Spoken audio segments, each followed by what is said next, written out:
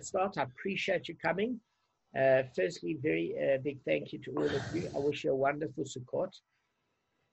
Baruch atah Adonai, Eloheinu melech haolam. Asher k'dishanu b'mitzvot v'tzivaru la'asok b'divrei Torah.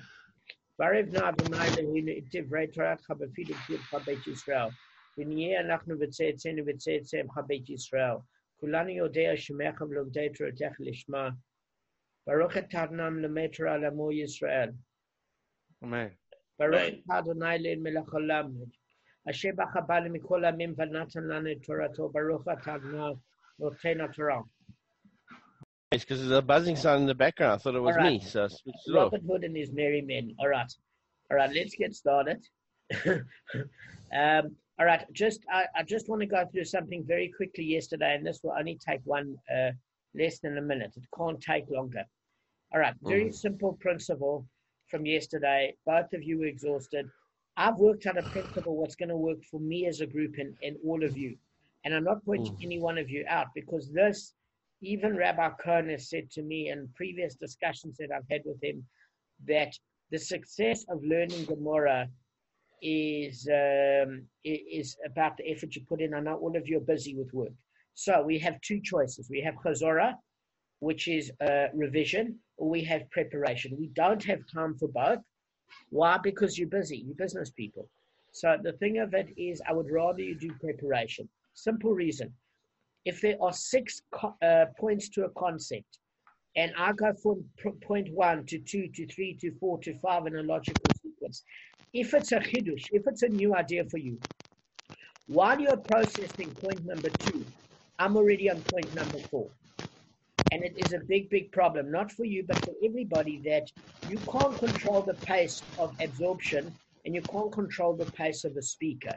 Therefore, the best sort of studying is actually self-reading, because you don't go further until your brain understands what you've already covered. I don't know if I'm making any sense. In other words, somebody else doesn't carry on when you don't understand. You stop reading when you don't understand. And therefore, what I'm meant to do when I do the shir is add in a lot of detail that you might not have read at all, and just add a lot of context and depth, hopefully, to the Gemara that you know. In other words, I'm not meant to be your first point of recognizing the concept. Why? Because if I'm on point 4 and you're still thinking deeply about point 2, because these are complicated issues, I'm going to lose you. But if you've gone through it before and I'm on point 2, you're already familiar with point 2. You can follow point 3 and point 4. And this is going to be what's successful. How do we know? There's been times we've spent 1 week on a daf, only 1 week, and other times we spent 3 weeks. And the only difference is the amount of prep that's done. And I don't expect prep every day. What I'm saying is during Shabbos, that's the prep. If you can do the 18th daf, I'll be happy over this Yom Tov and 19a. In other words, 18 and 19 Aleph. If you're able to do that, that would be great. We're not going to get to 19 Bet. I doubt it before next Friday. I don't think so. Not to understand it deeply. So 18a and b and 19a over Shabbos. If you don't have a printer and you don't have a book, I'm trying to think what we can do with Gavin, but we'll work it out. So I don't know if, before I hit onto the shir, do you guys agree with me or not? It's my fault. I was also lax in uploading some of the documents. Arthur didn't want to bother me. I'm so sorry, guys. It's all been uploaded. What's going to work for you guys? Just quickly. Yeah, I think to go over it before. Yeah, I think that's a good. I've been doing it. It's not. I don't always get a chance. I haven't done it for a week or so. Let's put it that way. Maybe even 2 weeks.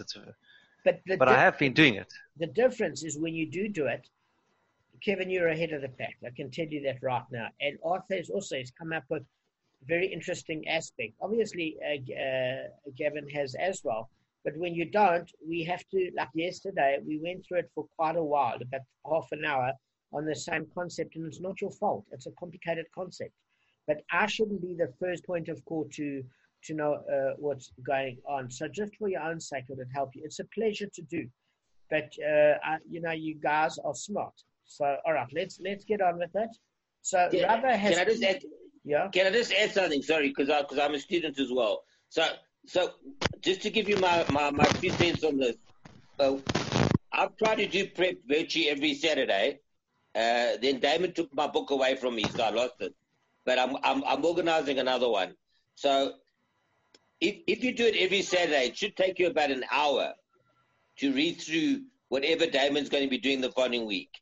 So it's just really an hour of your time. It's quite light reading. And what happens is you normally understand it if you read it yourself, let's say about 80%, which is pretty good. And then Damon then closes that last 20% and adds like another 20% that he brings in from external sources. But if you take it all together, then it's much, much easier to understand it. So it's very, very, very important to prep. So if I can urge everyone, I'm going to be prepping. I'm going to get a book hopefully this weekend. And every Saturday I'm going to be prepping as well. And it's seriously, I think it takes only about an hour. And you absorb more when you're reading than when you're listening. So when you come to the show and you've read it, like exactly what Damon said, you're way ahead of the game and you're 100% ready for the show. You understand the concepts much easier. And when he's doing point 1, it jumps to 4, whatever, it's okay because you've done it before. So it really makes a huge difference to all of us, to each and every one of us. As a student, if you do prep, even me, I can't teach unless I prepare. I really can't. Correct. I can tell you. And some of these concepts are hard. And the way the Gemara works is it's like building blocks, and you keep building from one level to the next. And if you don't understand the previous level, it makes it hard to understand the next level. It's not different concepts. They're all building on each other. So it makes it quite tough. So it's very important to do the prep. So at least you get maybe at worst, sometimes it could be quite difficult. You only understand 70%. But then Damon will close it for you. So an hour should be enough. You should never need to do more than an hour. An hour should be enough. And most of us can find an hour on Shabbos. Exactly. And then it counts towards your Shabbos learning. All right. Let's get started.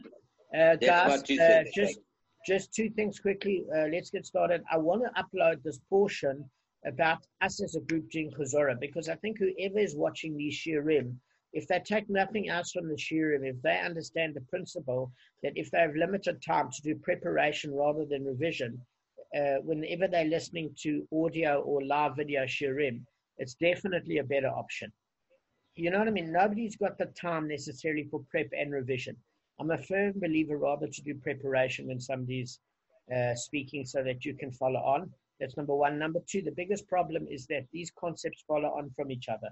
If you miss one of them, it's like the rungs on a ladder. You're not going to be able to get up to the next level. That is the biggest problem. Thirdly, I owe Gavin an apology. I didn't know Edwin was going to go into lockdown from Corona. Otherwise, I never would have taken that book to prepare. I gave my book to Michael, but Gavin, I thought you were going to get it that weekend. I never would have taken it had I known that Edwin would be in quarantine. So I apologize for that. Do you think they're going to know what's going on 5 weeks from now? And it's one session after another. There's no ways they're going to follow on. Absolutely no ways. All right, so let's get started here. Is Kevin back? We seem to have... I'm back. It's weird. Yeah, we can hear you. All right. There we are. So, all right, let's just get to the bottom line. We on 18a2, and we discussed a very simple concept. And that concept is Rava had an inquiry. This inquiry came from the third daf. What happened in the third daf?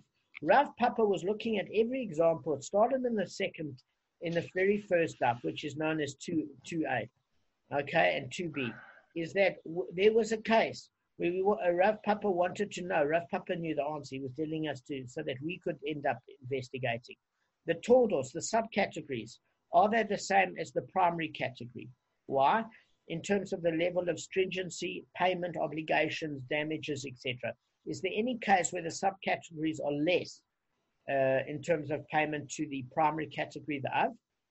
And we found no, even with the case of a Terren, a Tam Ox, in the case of Keren, a Tam Ox for Keren is actually the Av.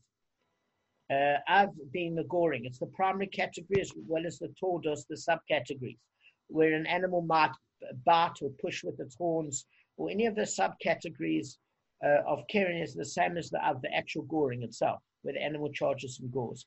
So there we see the leniency of payment has nothing to do with the fact that it's a torda. It has to do with the fact of how habitual the animal is in terms of damaging or injuring others. Okay? So it makes no difference whether it's the primary category or the subcategories. It's about how often the animal is damaged, whether there's a leniency on payment or not. So Rav Papa says there's only one example where the torda, the subcategory, is more lenient than the primary category, and that's in the case of choros, which is a subcategory of regel. Special law from Moshe of Hasina, it's half payment damages. Right. And Rav Papa said we know that it's half payment damages from choice property, and it's exempt in the public domain. So Rava had a question on this. He said that basically he did not know if the half payment damages were on the body of an animal or in choice property. And then the Gemara asked Rava, well, then why would you put soros under the category of regel? It seems more of a case of keren. If you're saying that maybe it's half payment damages and also in the body of the animal and you're not sure, it seems like more than keren. And Rava says, no, it's not like keren at all. Soros is very much like regel. Why? Because when a horse gallops and kicks up pebbles, that mimics an animal's normal movement. So it's a case of the normal movement of the animal. Conceptually, the operating principles are the same as a normal case of keren.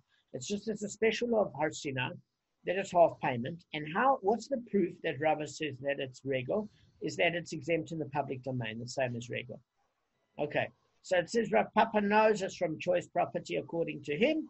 And Rava, it's a question as whether it's from the body of the animal or from choice property. Rava is not sure. And when we say Rava is not sure, just bear in mind when we learn in the Gemara, Rava is probably exactly sure, but he's posing the question to us who are not sure. Do you remember? Because the Gemara actually elicits responses from us to put up scenarios in every possible case. And the case goes to almost its extent where the case no longer applies. All right. Can I ask you something? Sorry to interrupt. What happens if doing soros, the pebbles fly up and they don't hit the animal at all? And there's no goof and there's no body. It breaks a window. Good question. So good question. How would that apply then? Let me answer it. When we say half payment damages, it's not from the animal it injures. It's from the injuring animal, the attacking animal. Oh, okay. Even if it doesn't attack another animal. Gav, let me just please finish. Let me finish the sentence. I'm trying to answer your question. So when we take a case of keren, it says an ox in the place of an ox. When one ox gores another ox, it says you will replace the damaged ox with a damaging ox. The attacking ox needs to be replaced, the ox that it injured. So it says an ox for an ox in the case of a goring. Okay? So when it says an ox for an ox, the attacking ox is what we measure the body of the animal from, not the injured ox. And that would answer Gavin's question. We'll discuss it now. Gavin's coming back. And you also discussed how to work out the calculations. You asked how to work out the calculations. Yeah, the calculation, yes. All right, Gav, yes. Are you ready? Yeah, I'm so sorry, guys. I'm so sorry. Let's get started. I'm recording again. All right, let's get started. All right, so Gav, Kevin asked a question yesterday, which is great. You asked a question today, which is great. Let me quickly summarize your question, Gavin, and then Kevin's question. So Gavin's question today is he doesn't understand what happens if it breaks a window and it doesn't injure an animal. What about these half payment damages? And we're saying if we do pay half payment damages in soros from the body of the animal instead of from choice property, we don't know yet the answer. But it's never from the injured animal, it's from the attacking animal, like in the case of keren.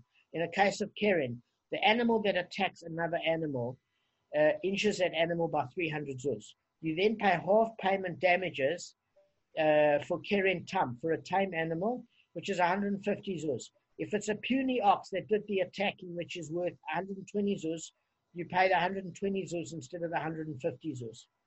If you have a fat attacking ox that's 180 zuz, and your half payment damages are 150 zuz, you only have to pay to the capacity of the half payment damages. So there's two leniencies. The one is the leniency of half payment for a tame ox compared to a forewarned ox. The second leniency is the leniency of the body of the attacking ox. So the first calculation that you do is as follows. What is the damage? Doesn't just mute you all right. So the first calculation we make, Kevin, is we say, what damage did the attacking ox make to the injured ox? Did it kill it? Did it injure it? How much was the damages? Once we work out the cost of the damages, we say, was it a muad, a forewarned ox, or was it a tame ox? If it was a forewarned ox, a muad ox, we pay full damages from choice property.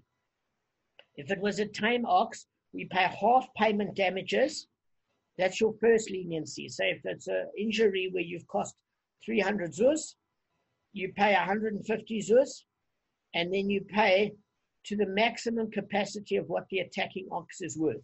So if the attacking ox is puny, and the attacking ox is only worth maybe 120 zuz, you don't pay the 150 zuz half payment, you pay to the maximum of the body of the attacking ox, which is 120 zuz. If the attacking ox is a fat ox and it's worth maybe 180 zuz, you still only pay to the maximum half capacity of the damages, which is 150 zuz. Does that make sense? So that's how the calculation is worked out. Gavin, you keep coming in and out of the image. Okay. So what Kevin's question yesterday was on how to calculate it.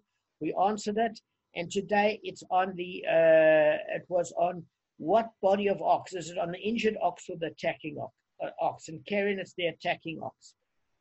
All right. Now just remain. Can I just make one comment, Damon? Sorry. You quoted a pasuk. Sorry, I'm not good with that. You quoted it with Karen that it has to do, you have to replace an ox with an ox type of thing. Yes. So that doesn't apply with Soros. No, so, Gavin, please hold on a second. Please hold on. Is that, let's get the case of Karen right before we add a case of Soros. And then I'll add the case of Soros. In a case of one ox attacking another ox, I'm going to just build you principles here, guys. It's going to help you. When one ox attacks another ox, you replace the damaged ox with the attacking ox value. Okay? Yes. Because you have to make restitution. So keep that in mind for Karen. Don't worry about Soros now. Soros is only if the ox that kicks, the horse that kicks up pebbles, for example, if we're saying it's half payment damages, do we say it's from choice property or from the ox, from the horse that kicked up pebbles? Does that make sense? It's the horse. Yeah, 100%. It's the horse that did the kicking up in Soros. Just like you've got an attacking ox and carrying in Soros, we want to know: is it the horse that kicked up the stone? Is it the chicken that knocked with its feet the utensils and it landed? Is it the chicken that hopped and kicked up a stone? Is it the animal that was the catalyst that caused the damage? Or do you pay from choice property with Soros? With Karen, it's clear it's from the animal that caused the drama. In Soros, we don't know if it's from choice property or from the animal that caused the drama for half payment damages. Does that make sense? 100%. Fine. There's only one question where Gavin got it confused, and I know where it comes from. We learned a different daf that adds to this confusion, and that was a daf where we learned if your ox fell in the pit of another person, okay, then what would happen is that if your ox while alive was worth 100 zuz, and now your dead ox is worth 80 zuz, I, as the owner of the pit, do not have to pay you 100 zuz. Your dead ox is worth 80 zuz. I only have to make the restitution of the difference between your living ox and your dead ox. I have to pay the balance.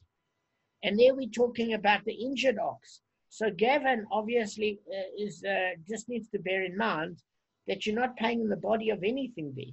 There you're calculating in the body of the animal to work out the difference between the injured ox compared to the dead ox. And as the person that caused the damage with my pit, I'll pay the difference. That's a different case, Gavin. But then in all these cases, we're always making a calculation, whether a stone that a horse kicks up hits or injures or kills another animal, breaks a window, an ox that gores another ox, damages or kills another ox, or my pit damages, injures or kills your ox. We are always making calculations. And that calculation is, what is the cost of the damage? What are the leniencies and stringencies? How do I calculate it? And how do I make financial restitution on the damage I caused? 100%. Continue. Got it. Okay. So what we're asking here, and we just have 10 minutes to ask a very simple question, is Rava wants to know, listen, there are two possible ways we can learn this. There's only two possible ways we can learn this. This half payment damages. Do we learn it like from the principle of Keren, where for a tam ox there are two leniencies? Half payment damages is the one leniency, and the other one is from the gufa of the attacking animal. Is, in other words, from the body of the attacking animal. Now, in the case of Tsoros, it doesn't attack. But when we say the word attacking, we use it as a term to say it was the catalyst for causing the injury. So whether an ox kills another ox, or an ox kicks up pebbles and breaks windows, or damages a ming vase, or hits another ox, that particular horse is worth something as a horse. So we're saying those half payment damages, is it calculated on a horse, or is it calculated from choice property? And why could you think that?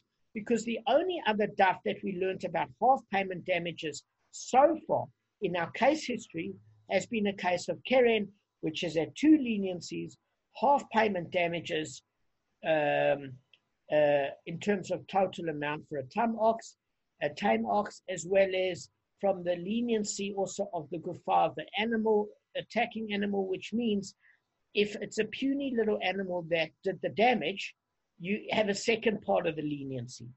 If it's a fat animal, you still have the leniency of half payment damages. Okay? So we say, do we learn it like that case study from Keren? Or perhaps it has nothing to do with it, like Gavin mentioned the other day, because what does a tame ox have anything to do with the law from Moshe of Har Sinai, Soros? What does the one have to do with the other? Yes, they're both half payment damages, but they arrived at two different principles entirely. So Rava said, it could be like Gavin's saying, it could be, that the half payment damages is the only leniency it is. Why? Because Soros is a subcategory of Regel, and Regel is Muad from the outset. It could be that the only leniency is the half payment damages, okay? And the fact of it, it has nothing to do with the body of the animal that caused the damage, because it doesn't resemble tam. The only reason we pay half payment is not because the ox was tame and we're trying to give the owner a bit of a break here. It's because it's a special rule from Moshe, from Har Sinai, that it's half payment damages. But this has nothing necessarily to do with the fact that it's a tame ox. So who's to say you have a second leniency of paying with the body of the animal as a second leniency? It could be a normal case of Regel, which is you pay from choice property. Remember, in the Mishnah, Shane, Regel, pit, man, and fire, you all pay from choice property. We all pay from choice property. The only one that you pay from the body of the attacking animal or the animal causing the damage is in the case of a tame ox under Keren.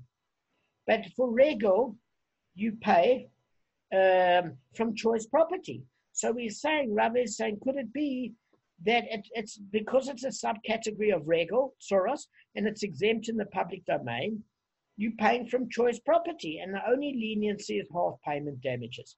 So I'm going to go read it in the daf, and then we're going to end on that note.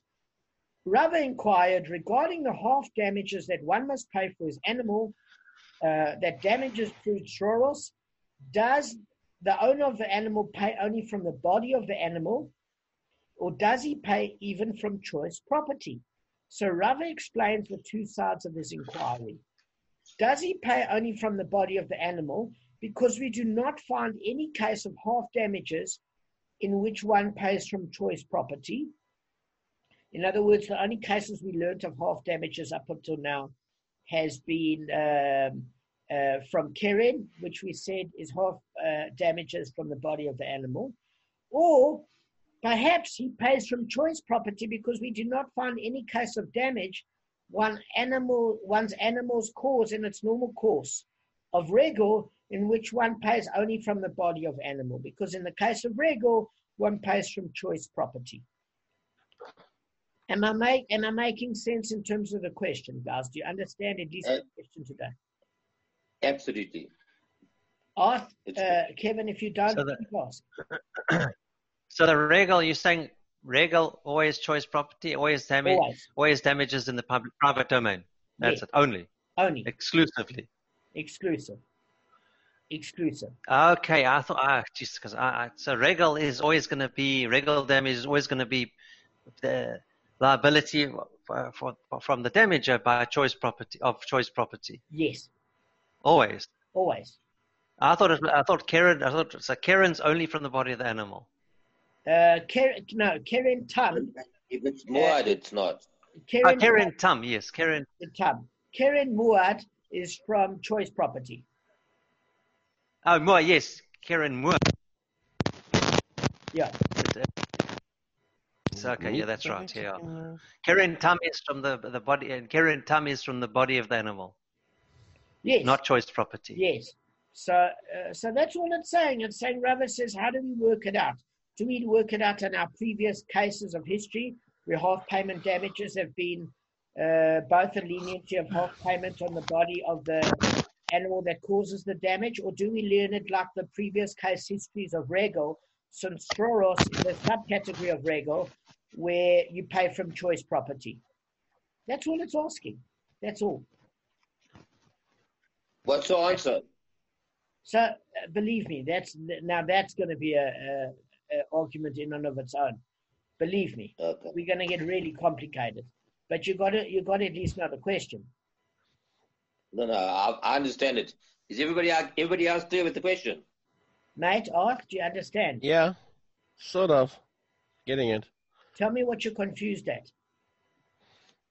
That I'm half asleep at the moment. My brain's exhausted. No, that's fine. No, that's fine. Listen, I understand. Read 18a2 and 18a3 when you're feeling better, if you can. It's just going to add a lot of clarity. So, guys, we're going to go through the 18th daf and possibly 19a next week. So we're going through 18a, 18b, and 19a. If you can do prep at least on the 18th daf this Yom Tov. If you can. Can I ask you a favor, Damon? Yeah. Can you send us the dafs that we need to prep for each day, or is that too much hassle for you? Okay, funny you should say that. That was Arthur's next suggestion, and I will do that. I will upload it on a PDF on WhatsApp, and you can you tell us what we need to do for Shabbos? Can you tell us the whole thing? So if we finish it on Shabbos, we finish it. But if we don't finish it, then during the week we can finish whatever we didn't finish on Shabbos. Perfect. In case it happens. Done. I hope I made the shiur clear, guys. Crystal. Thank you so much. Thank you for attending. Thank you as well. You clarified it very well. Thank you, Damon. All right. And thanks for guys. Have a good Sukkot, eh? Yeah. And thanks for guiding us on prep. Have a good Sukkot, but thanks for guiding us on prepping.